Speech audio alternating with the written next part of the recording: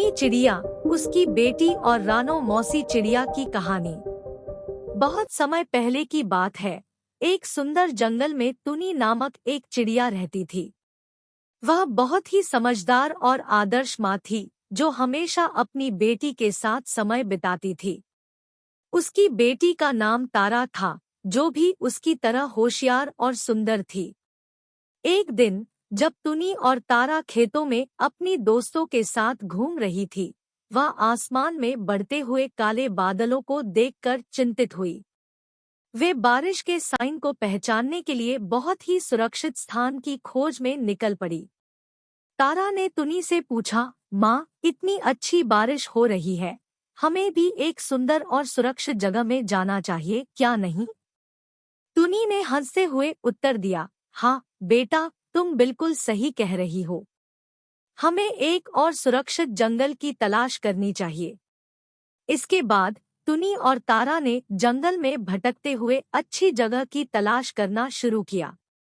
वे अपने सफर में बहुत सारे नए दोस्तों से मिले, जो भी बारिश से बचने के लिए समझदारी खोज रहे थे।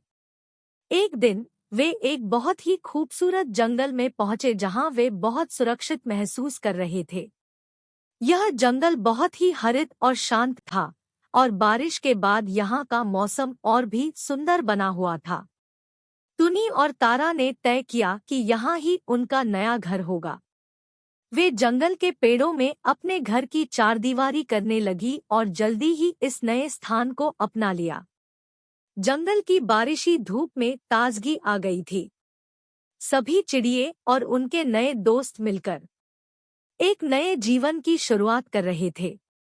जंगल में बारिश के सीजन ने सभी को एक दूसरे के साथ और अपने नए घर के साथ मिलकर हर्षित किया। सभी ने जंगल की बारिशी धूप का आनंद लिया और एक नए आरंभ की उम्मीद लिए।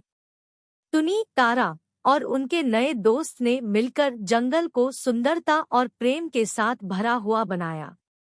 वे सभी एक दूसरे के साथ मेलजोल और साझेदारी के साथ अपने नए घर का आनंद ले रहे थे।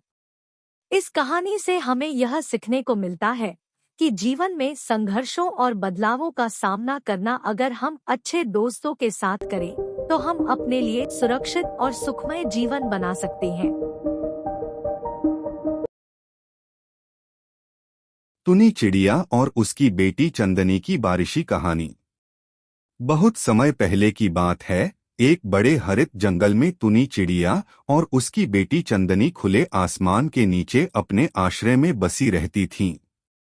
जंगल का हर कोना हरियाली से भरा हुआ था और चिड़ियों की चहचहाहट से जंगल में हमेशा चंदनी की मिसाल बनी रहती थी। एक दिन आसमान से बादल आने लगे और बड़ी तेज बूंदें गिरने लगीं। टुनी ने यह देखकर समझ लिया कि बारिश का मौसम आने वाला है।